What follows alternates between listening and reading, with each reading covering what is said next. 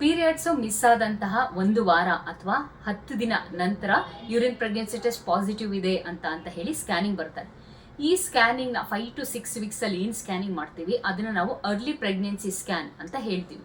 ಇದನ್ನ ಮಗು ಎಲ್ಲಿ ಫಾರ್ಮ್ ಆಗ್ತಿದೆ, ಜೆಸ್ಟೇಷನಲ್ ಸ್ಯಾಕ್ ಎಲ್ಲಿದೆ ಅಂತ ನೋಡೋದಕ್ಕೆ ಮಾಡಲಾಗುತ್ತೆ. ಓಕೆ, ಈಗ ಸ್ಕ್ಯಾನಿಂಗ್ ಮಾಡಿದಾಗ ಎಷ್ಟೊಂದು ಜನಕ್ಕೆ ಓಕೆ ಜೆಸ್ಟೇಷನಲ್ ಸ್ಯಾಕ್ ಇದೆ, ಯೋಕ್ ಸ್ಯಾಕ್ ಇದೆ, ಬಟ್ ಇನ್ನು ಫೀಟಲ್ ಪೋಲ್ ಅಥವಾ ಕಾರ್ಡಿಯಾಕ್ ಆಕ್ಟಿವಿಟಿ ಬಂದಿಲ್ಲ ಅಂತ ಹೇಳಿದ್ರೆ ಎಷ್ಟೊಂದು ಜನ ಗಾಬರಿ ಪಟ್ಕೋತಾರೆ. ಓ ಮೇಡಮ್, ಇದು ಹೆಲ್ದಿ ಪ್ರೆಗ್ನೆನ್ಸಿ ಅಲ್ವಾ, ಇದೇನಾದ್ರೂ ಅಬಾರ್ಷನ್ ಆಗ್ಬಿಡುತ್ತಾ ಅಂತ ಒಂದು ಭಯ ಇರುತ್ತೆ.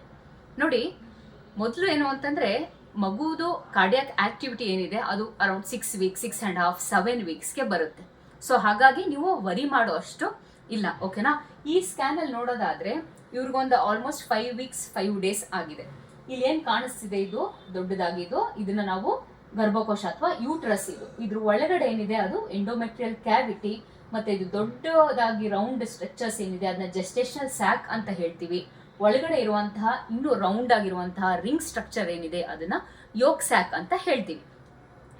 ಇವಾಗ ಈ ಸ್ಕ್ಯಾನಿನಲ್ಲಿ ಡೆಸಿಡ್ಯುಯಲ್ ರಿಯಾಕ್ಷನ್ ಚೆನ್ನಾಗಿದೆ, ಜೆಸ್ಟೇಷನಲ್ ಸ್ಯಾಕ್ ರೆಗ್ಯುಲರ್ ಮಾರ್ಜಿನ್ಸ್ ಚೆನ್ನಾಗಿದೆ, ಯಾವುದೇ ರೀತಿಯಂತ ಬೇರೆ ನಿಮಗೆ ಸ್ಪಾಟಿಂಗ್ ತರ ಏನೂ ಇಲ್ಲ ಅಂತಂದ್ರೆ ನೀವು ವರಿ ಮಾಡೋ ಅಷ್ಟು ಇಲ್ಲ. ನೆಕ್ಸ್ಟ್ 10 to 14 ಡೇಸ್ ಅಲ್ಲಿ ಕಾರ್ಡಿಯಾಕ್ ಆಕ್ಟಿವಿಟಿ ಬರುತ್ತೆ, ಫೀಟಲ್ ಪೋಲ್ ಬರುತ್ತೆ. ಸೊ ಹಾಗಾಗಿ ನೀವು ನಿಮ್ಮ ಗೈನಕಾಲಜಿಸ್ಟ್ ಹೇಳಿದ ಪ್ರಕಾರ 10 to 14 ಡೇಸ್ ಆದ್ಮೇಲೆ ರೀಸ್ಕ್ಯಾನ್ ಮಾಡಿಸ್ಕೊಳ್ಳಿ. ಮತ್ತೆ ಕಾರ್ಡಿಯಾಕ್ ಆಕ್ಟಿವಿಟಿ ಬಂದಿಲ್ಲ, 6 ವೀಕ್ಸ್ ಆಗಿದೆ ಅನ್ನೋದು ಭಯ ಬೇಡ.